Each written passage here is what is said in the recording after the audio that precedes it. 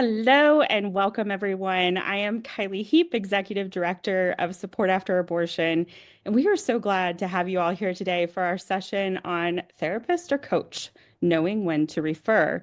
Today, we're going to be talking about how to tell whether or not a client would benefit more from coaching or from therapy, and how to make those referrals with confidence. And I'm thrilled to welcome back to this conversation Lisa Rowe. Lisa is a licensed clinical social worker. She's in private practice. She's also a certified life coach, so she's going to have that best of both worlds experience for us. She's the co-author of Unraveled Roots, the former CEO of Support After Abortion, and she spent over 2 decades equipping and empowering thousands of people to find hope and healing and restoration from all sorts of situations, from foster care and codependency and unexpected pregnancy, abortion, addiction, divorce, sexual abuse, trafficking, and so much more. Her passion is revealing the root of dysfunctional behavior and helping people find freedom from early childhood trauma. And that's what she's dedicated her life to. We are so grateful to have Lisa back today. And the style of our conversation is just that. We are just going to embark on a conversation together, me and Lisa, and invite you into it. So, Lisa, thank you so much for being here and welcome. This is so full circle. I've been watching the comments in the chat and so many new friends and old friends. And it's just, Kylie, I'm grateful to be back here with you and to experience this chat out loud. I think this will feel really immersive for everyone watching today. I agree. It's been a long overdue conversation and something that's just coming up so much more for us. Even on our own after abortion line, we are experiencing such complicated situations that exceed what a peer counseling type of situation should have placed in a group or in a one-on-one experience. So I want to begin with you in the hot seat saying, okay, share with us from your perspective, what do you think are the key differences between therapy and coaching for clients who are seeking healing after an abortion? Yeah, and it's a great question. It's really important for me that you know how much I care before you know how much I know. And so I like to bring my humanity everywhere I go. And I think it's really important to say it wasn't until support after abortion that I really understood the difference. Maybe even go even broader than that to say, like, I didn't know the difference because I didn't have training in this space. I had training in uncovering what I'm going to call the why behind people's dysfunction, behind couples' dysfunction, whatever stories were coming through the experiences of those that I was serving. And it wasn't until I went to an amazing organization and they helped really hold space for me to understand what coaching really looked like. And the easiest way that I can explain that is that they taught me this really simple way to say, look, a lot of times therapists are asking why questions. Why is this happening? What's underneath the surface? Why is why? Trying to get underneath it. And coaches are looking to move forward and they're asking different questions. They're asking what and how questions. They're not going backwards to move forward. They are actually taking the client from where they are forward in their journey. And that was a pivotal shift for me, Kylie, as I was experiencing the work we were doing at Support After Abortion. But even prior to that, having worked with a lot of pregnancy centers as an executive director in a pregnancy center, really that was what was propelling me to better understand this, because I thought, are people equipped in the pregnancy center? Are our peer liaisons equipped in the abortion healing space to work with people? And what I learned is it's a both and. It's yes, it's no, and it's sometimes maybe. So, as a layperson, help me to speak that to a fellow layperson. Hmm. So my journey has shown me in my own recovery and working with folks is we don't want to do harm. And I think in our own maybe limited understanding, in our limited healing, sometimes what we think is helping people can be actually hurting people. And so it's really important that we have the qualifications, the training, the clarity, the discernment to understand what is our motive, what's our role, and how are we going to best serve that human being in front of us, and how not to unearth something that we don't know how to handle. And so if I was speaking, Kylie, to you in a quiet space, just you and I, some of the questions I might ask you is, what is your intent behind helping people? And if it's like, well, somebody helped me, I want to help people, that's beautiful. But it's not about you. And so it gets even further to say, what about helping people helps people, and trying to get to the deeper part of understanding why you're sitting in that room with a client. And then when you could answer that question more clearly and say, I want to see deeper freedom for people, I want to see deeper understanding for people, I want to help set them free by asking deep questions, whatever that is, I'd say to you, Kylie, what have you done in your own journey to equip you to do that with people? Because we know that you can't sit with somebody else's junk if you haven't sat with your own, right? And so you can only take somebody as far as you've gone. Some people would push back with that. And the argument there is, how do you know where to go with someone if you haven't been there yourself? And so just understanding how important your own personal work would be. And so I'd evaluate that, Kylie.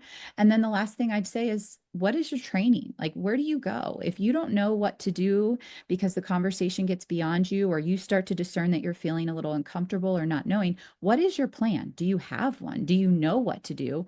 Or are you going to be walking out of that room and not have anywhere to go, and that client is left to their own defenses?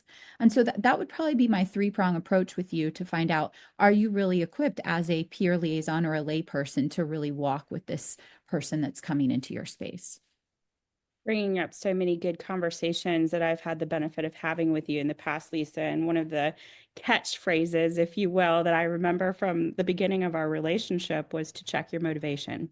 And I think sometimes things are so simple and things are stated so simply that we underestimate what that looks like to check in with ourselves about our motivation. So, really encourage everyone that that experience of checking in with your motivation is not just a one-time thing.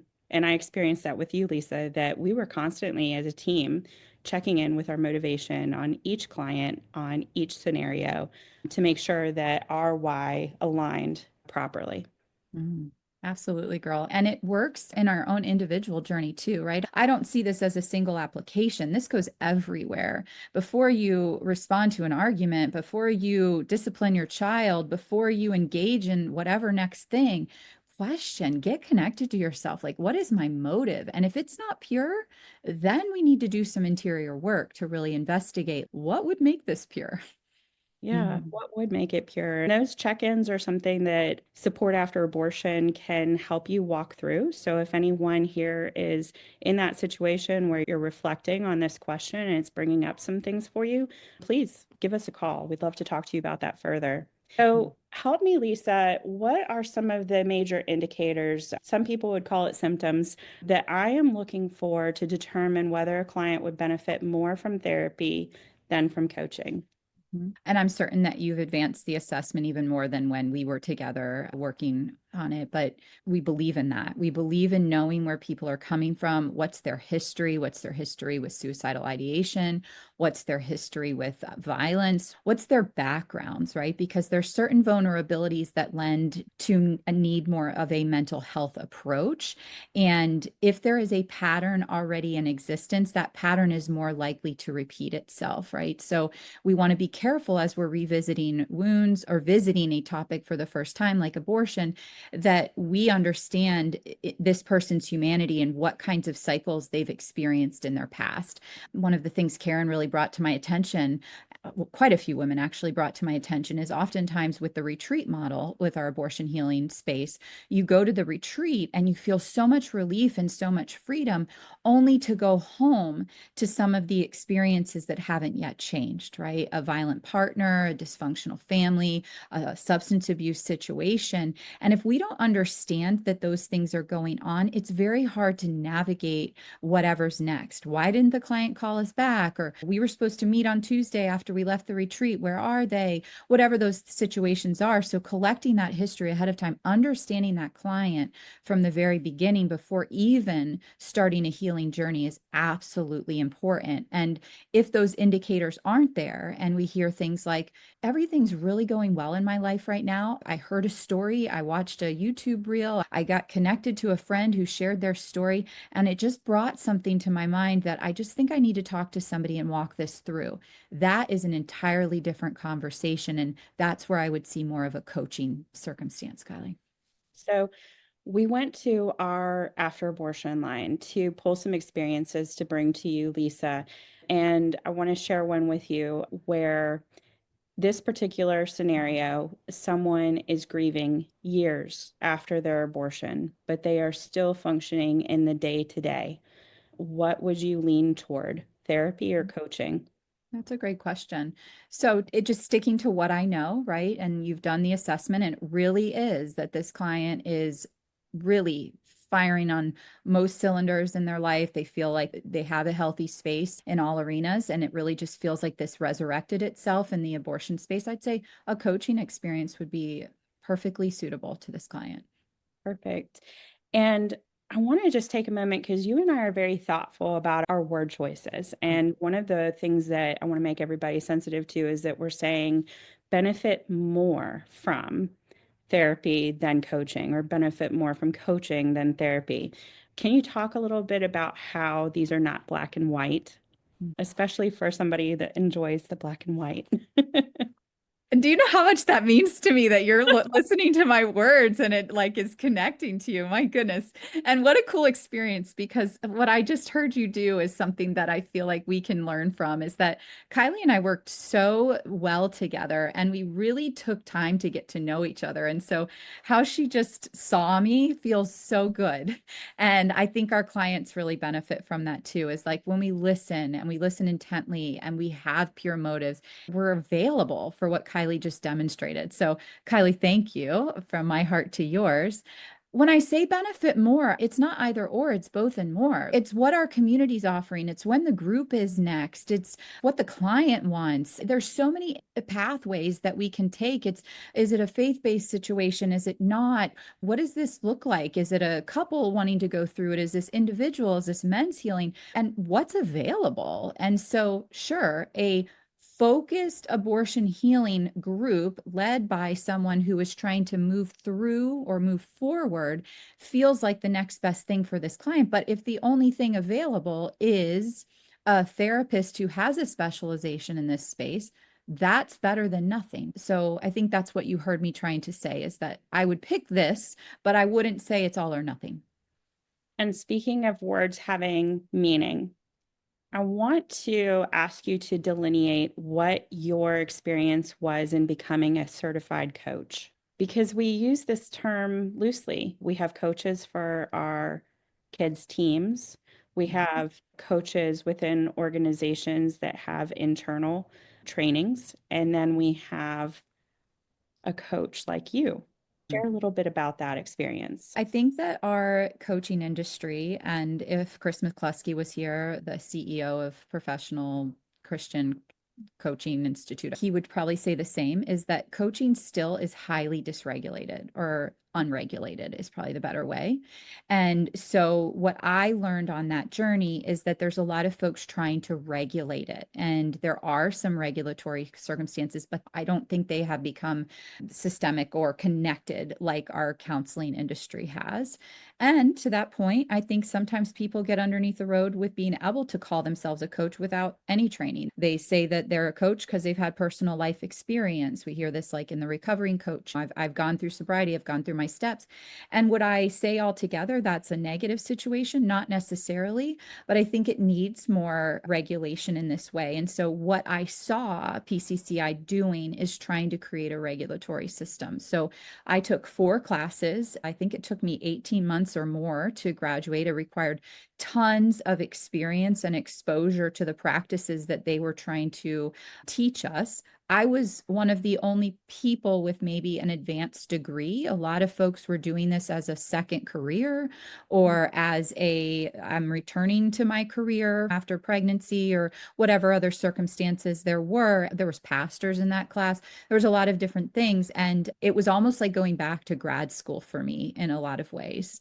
So I do think that we need to be mindful of that word. And I do think it's important to ask Kylie, like, where did you get your training? What creates the coach in you? I didn't want to call myself a coach, though I do in my healing space, right? You know, we are, in a sense, somewhat as therapists helping coach people through their problems or through their circumstances. But nonetheless, I didn't want to put that name on my website or on a certificate outside of my office until it was a legitimate credential. And I would say that I went to a semester of grad school to get that coaching credential. Excellent. Thank you for clarifying that use of the term in our conversation so everyone can feel invited to understand your qualifications and what you mean when you use the term coaching. Mhm. Here's something I think a lot of people are going to recognize in serving in this space. So reflect with me, Lisa. We have a client comes in asking for support. She says she's okay, but just wants to talk to somebody. She's not visibly upset, but every time abortion comes up, she is changing the subject, maybe even making a joke. She avoids talking about her feelings completely, but she keeps showing up. From the outside, it might look like she's not in any sort of a crisis, but something just feels stuck. She doesn't seem to progress, doesn't seem to open up in group scenarios. How would you think through what the best next situation would be for her? So I'm putting my therapist hat on to give everybody Uh-oh. a fair understanding of where my mind goes as I listen to this.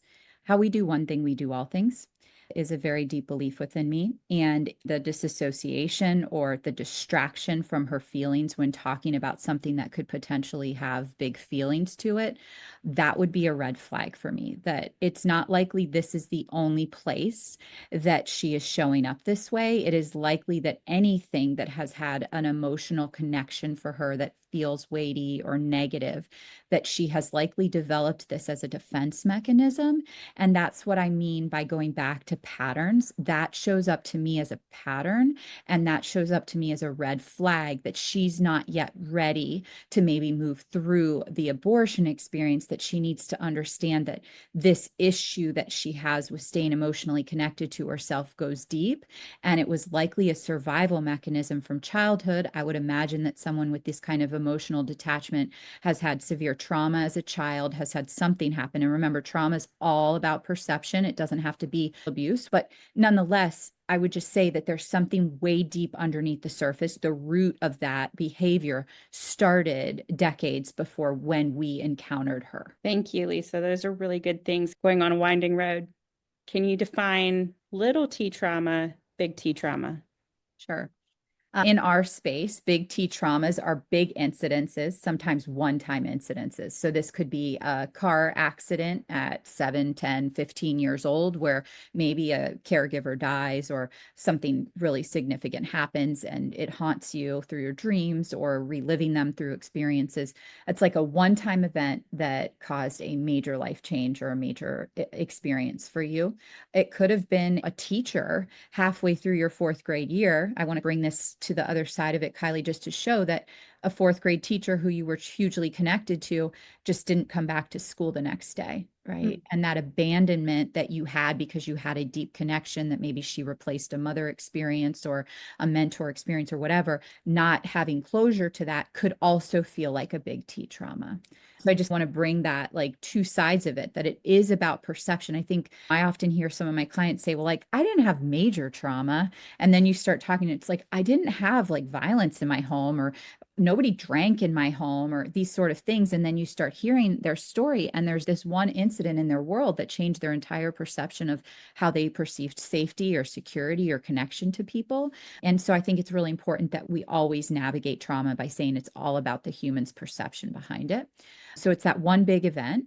And then a little t is, we say this like a cut by 1,000 paper cuts or something like that is the saying, right? It's like the same thing over and over and over again. It's not one incident. It's mom telling you that you're stupid every time you get a D, and it's constant cutting like for 12 years of your life. Or I'm going to be home at 9 o'clock and dad doesn't come home at 9 o'clock for 3 or 4 years straight, cut by many paper cuts.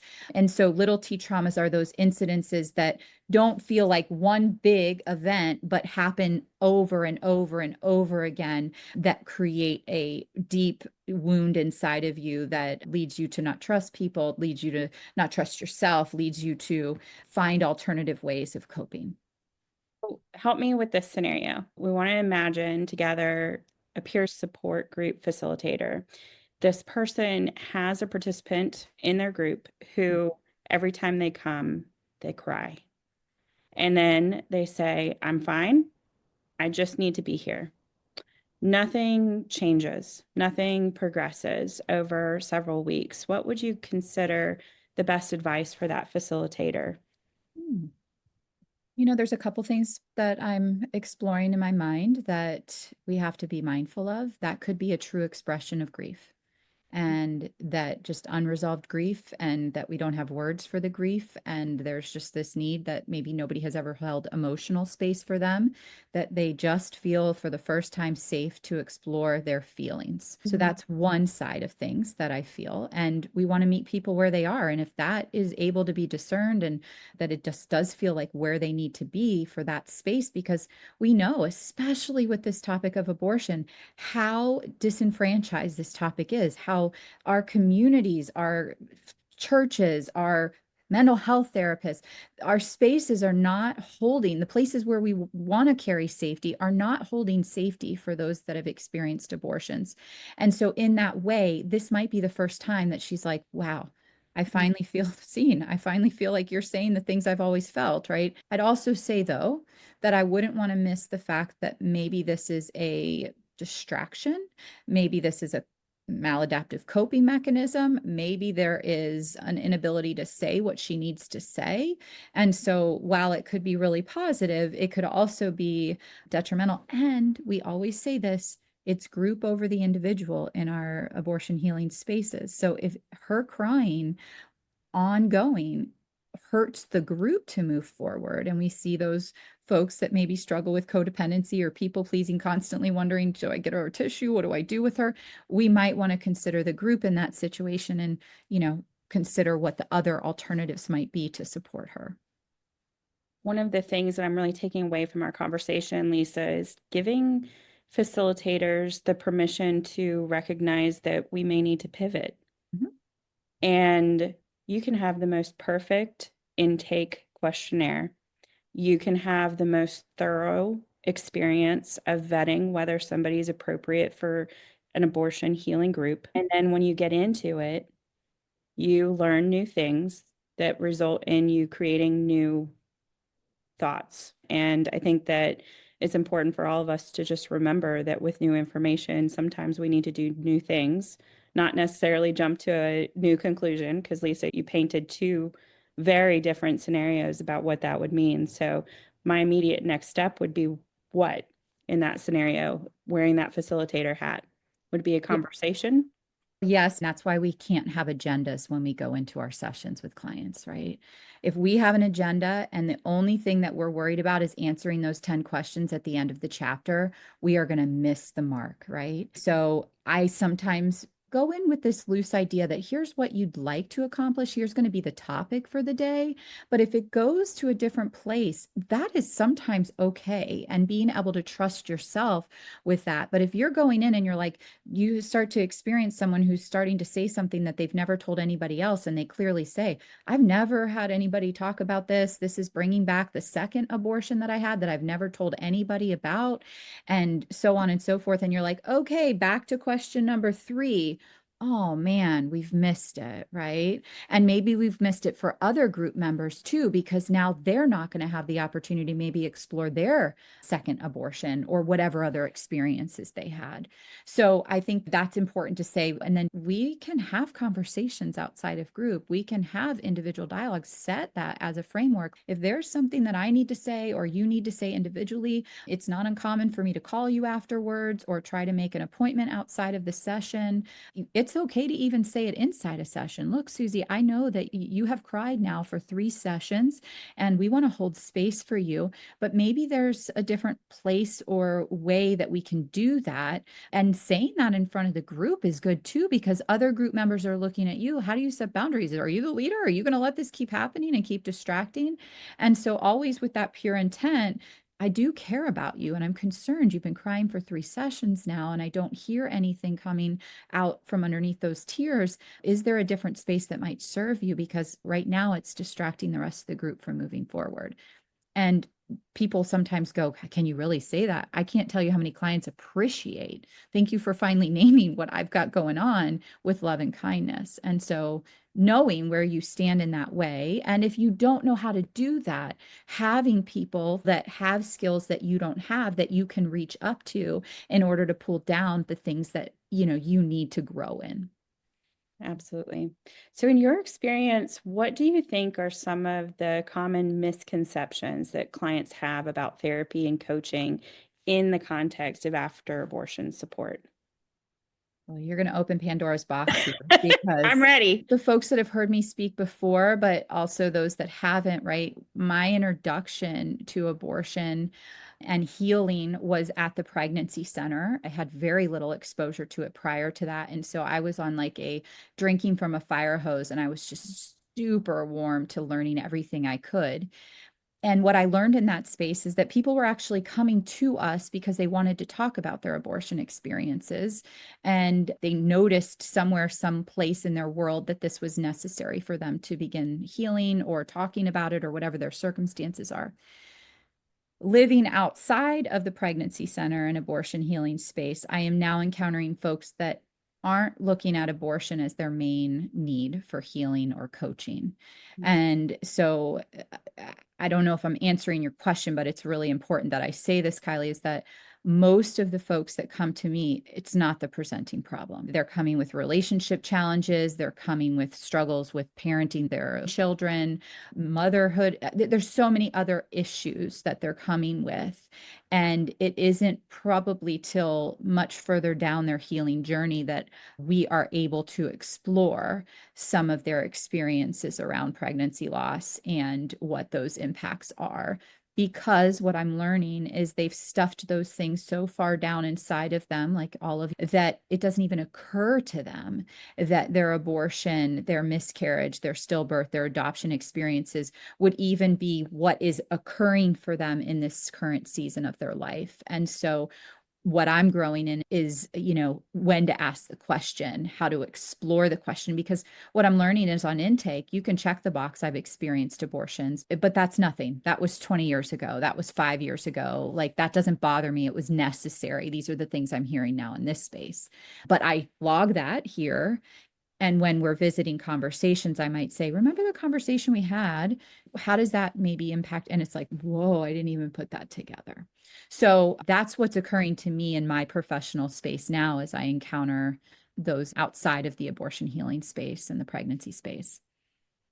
So we referred somebody to a therapist yesterday, and all the criteria felt right.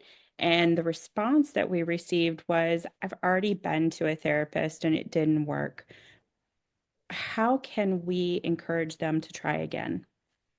It's a great question. Holding space like you did for me to feel seen and heard, right? I think that people are always looking for validation or affirmation. So we want to just hold space for that. What happened? What was that like for you? What wasn't working for you? Allowing them to tell us what's going on. And usually we tell on ourselves. So it might be, well, I only went to 2 sessions, or the therapist moved out of town, or it was a guy and I really wanted a female, right? Or the office had this really funny smell to it. Who knows? We don't know what we don't know. But there's all sorts of reasons that we wouldn't like therapy, or they made me talk about things, or it was when my parents were getting divorced and my parents used it as a monkey in the middle situation. We just never know. But when they start to hear themselves explore this because we ask good questions, sometimes that's all somebody needs to start going, oh, that seems like a silly thing, or I didn't even think about that. And then it might say, what might it feel like to challenge that thought and consider the referral we're making, and have them express that, right? And see where their motivation lies and see where their thought life is. And well, what the heck? What would it hurt? But it's that initial, Kylie, holding space for people to actually express themselves and not trying to change their mind right away. I'm also hearing remain curious, one of your favorite other phrases. Yes, yes.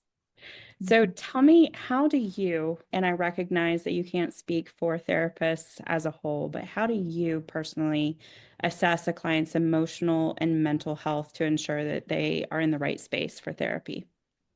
It's a great question. We have an initial consult that we do in our practice, and it is just several questions that we ask to make sure that what we're doing in our practice will meet their needs, right? We have some very defining experiences that we don't accept. So if somebody's in active addiction or somebody's in active suicidal ideation or has a history of severe mental illness, those are just things that our team is not equipped to connect with. And so we're very good about defining what our specialties are, what our gifts and talents are, and not going outside of that. And back to our original very beginning, what is our motive? I've been doing a lot of soul searching in my private practice to say, when is it that I feel like I'm sitting with a client and it doesn't feel like work and I feel like I'm my most authentic self, right? Constant curiosity.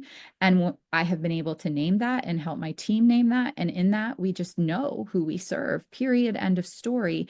Even when the mom calls and says, my son needs someone, you're the best therapist I've ever had. I know you can help him. It's a no, because I don't want to do more harm and I don't want to lead people on that I have skills in places I don't have. So that is first and foremost what we do. And usually 99% of the time, we have the client that we know we can serve well, or we've done our work in explaining who we are as a practice and who we are as individuals. So they know what they're signing up for when they come to see us. And there's no hidden things. We just really believe in that authenticity and vulnerability and transparency. What I'm hearing is a therapist is not a therapist is not a therapist. A coach is not a coach is not a coach. Your experience is going to be very unique, Mhm. and you have very healthy boundaries in serving to ensure that you're serving the right people at the right time in your professional development. Yeah. And I'll say this candidly, we have our picture on our website. We have a picture on a Psychology Today. I can't tell you how many men similar in age to me are contacting me asking me to be their therapist. For the most part, what I've learned through that process is there's this essence of attraction. I'm not going to ever be able to serve somebody in that space. And I need to know. And we learned that the hard way. But I have to say that out loud to you. I have to say it out loud here to be able to say, I don't serve men, and I only serve men that are connected to the women I'm serving if we're in a couple situation. And so that's necessary for me to not only protect myself, but protect the clinical space, because the minute that's breached because there's ulterior motives, we're not going to get any work done. Let's talk nuts and bolts, which is one of my more favorite topics. What is it that we can do to make a good referral to a therapist? What I remember happening when I was at SAA is it was really hard to be warm in the transfer, right? That it was really hard for a client to feel like after they had this conversation, after they purged everything they needed to talk to somebody, that now they would have to go do it again. And I remember having many conversations with our team that it needed to feel like it was attached to the process. Best practice, I think, is how can you do it warmly? How can the therapist you're connecting, contact them ahead of time or help the client contact them? I think that is always going to be the best case scenario so that we can keep that continuity of care. I learned that a lot when I have a client. She wants to bring her children here because now she's in a safe space. She explored the safety. She doesn't want to go somewhere else. And so there's this essence of like, okay, I've already done this once. I don't want to do it again. So that would be how I would want that. But I realize we live in reality. And so that's a lot harder, I know, said than done. And maybe you can just share, like, how has that been since I'm no longer on the team and hear all the things? Have you guys been able to create a process that feels a little bit lighter than what it did? Yeah, we do make the one warm handoff. We do reach out to a therapist prior to making the introduction. And I think one of the more tricky experiences is making sure that client doesn't feel like it's a brush off or that there's something wrong with them. And I really put emphasis on something wrong with them because our culture sometimes thinks that if I'm referring to a therapist, a clinician, that there's something really wrong with how you see the world and I can't handle what you're saying. It's been very thoughtful process for us to make that warm handoff and to make sure that connection is going to be successful because of all of the stigma attached to seeking mental health help. Absolutely. And another thing that I think SA did really well is following up with that client too. Did you make the connection? How's it going? Right. There's this essence of accountability. We're not just dropping you in their lap and saying, see you later. There was this follow up that we did that I felt was really helpful. Yeah, and our favorite is when it's mutual, right? So we learn so much when a clinician or a coach comes back to us and says, that really wasn't the right fit, and I'm going to bring them back to you so that we can find this out. And sometimes we could have anticipated that, and we learn from that moment. Other times, there's something that's said in the clinical or coaching space that's new information that came out because you have this 15-minute consult and they felt like they could share more. So they've told you in this example something that they were not ready to tell us. And so we just want to remain very nimble in the entire experience and build rapport, because another thing that we've learned in referrals is that not every clinician feels ready to receive a therapy referral. In fact, we receive requests from clinicians who don't feel that they have the capacity to serve somebody with their after abortion support needs. Yeah, that hasn't changed. And I don't think it will change tomorrow either. I want to talk about support for mental health professionals, whether you're a coach that's on this call or you're a therapist on this call. Lisa, do you have or have you identified any ways for mental health professionals to better educate themselves on the unique needs of people that are seeking after abortion support, or for whom abortion is coming up in the conversation? Like you said, they're presenting with X issue, but abortion is an underlying part of that. My immersion was through support after abortion. I know we've developed so much training around that, and that was what helped me become more in tuned and leading a group with Karen, not trying to do it myself initially and continuing to develop an understanding of the stories and the experiences. That's what helped me. Some people say, well, I've had an abortion, so that helps me, or whatever the experiences are. But I think that there's this real essence of the training that we've developed at support after abortion that has really given a handle to all of this that I hadn't seen anywhere else in my industry. We have a couple of audience questions. Are you ready? I think so. Okay. All right. So, first one is, how can we find a local therapist or coach who actually understands abortion healing? Mhm. It's a great question. You know, I love getting contacted by our local churches. I've sat down with many pastors, women's leaders, different folks, and they've asked me, what's your specialty? They've come into my office. I've opened up the space for them, and we've really gotten to know each other in that way. So that, in fact, that's one of the criterion from one of the churches here. She stops by every year and she's like, I'm just making sure that you still follow Jesus and you're still who you say you are, because I'm not going to trust nobody with, right. It's like, so, and I love that about her because she's inviting her church, the ladies that she cares about in her church, into a healing space, and she wants to be able to affirm the journey. And so that would be one of the ways. There's a list either in the Chamber of Commerce or on a website. You can go to Psychology Today and search your zip code, and there's a list of therapists. It might not say abortion on what they do. They might not advertise as someone who has training or experience in abortion healing, but it's worth making the phone call. It's worth trying to connect. Some communities have like therapist roundtables once a month, or certain places where they connect together. And I would say get involved in that if you feel like you need more understanding of what's available for you. And maybe you could be the trainer, right? Maybe that's a door open to saying, like, hey guys, have you ever thought about this? To the point that Kylie and I brought up before. I would say the majority of therapists are not inclined to say that they've training in abortion healing.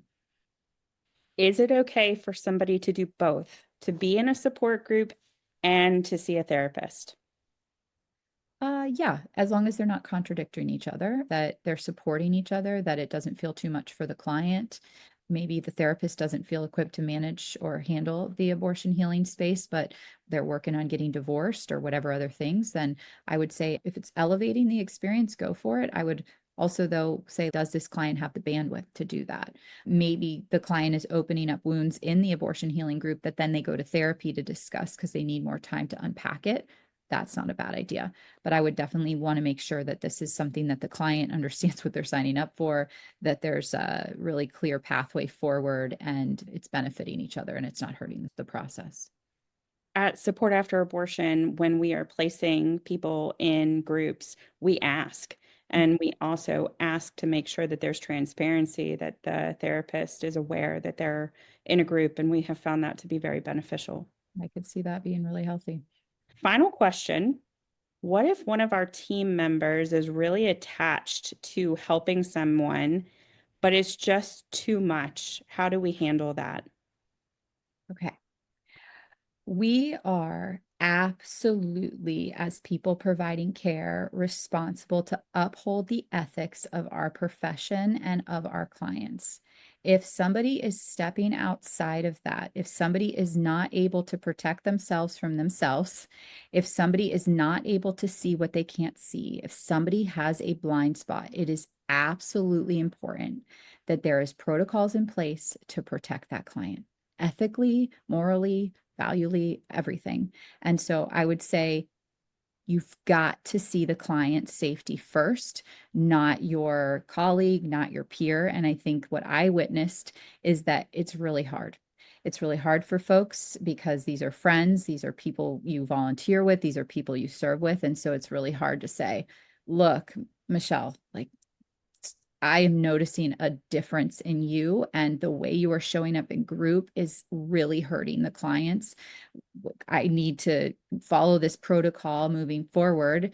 It's because I love you, but I cannot sit in this group one more day and witness this experience happening anymore. We've watched that happen, Kylie, right? We've been in that Mhm. situation, and it's not easy, but the clients will benefit. And remember, we do not want to do more harm. And this brings up for me our code of ethics, Lisa, because the last thing that you want to do is to be in the situation that you're trying to correct building policy and protocol. And so one of the things that feels very safe is to already have that framework and to have those anticipatory flags that start going up that are yellow instead of red. The flames are this big instead of this big so that the help is delivered as quickly as possible. Well, Lisa, any final words from you? I've thoroughly enjoyed this conversation with you. It has felt so refreshing to be together talking through such an important topic. And I want to make sure you have any final parting thoughts, words, or wisdom for us. Yeah, I think that we're all called to this place. You're not here on accident. There's no coincidences that we're all together today. And whatever piece of today stuck with you, a positive challenge, whatever it is, not to ignore it, right? And to really allow yourself to our conversation earlier to get curious about what is it that you needed to hear today? What is it that your team needs to hear today? And not go backwards, not take this and not do anything with it. When we do the work, people come. And if we're not getting people, I would say that we want to look inside of our systems, inside of ourselves, and say what might not be attracting them to come to us. And when we sit with our stuff, and I mean professionally too, we can then sit with other people. I hope that there's something that each one of you can take away from today that will encourage you or support you moving forward. Thank you. Thank you very much, Lisa. It's wonderful having you here. Lisa, this has been a wonderful conversation today. Thank you for being here, and thank you all for the work that you are doing to promote abortion healing. We look forward to seeing you at our next experience and look forward to all the good work that you're doing. Let us know if there's anything we can do to be supportive. Talk to you soon.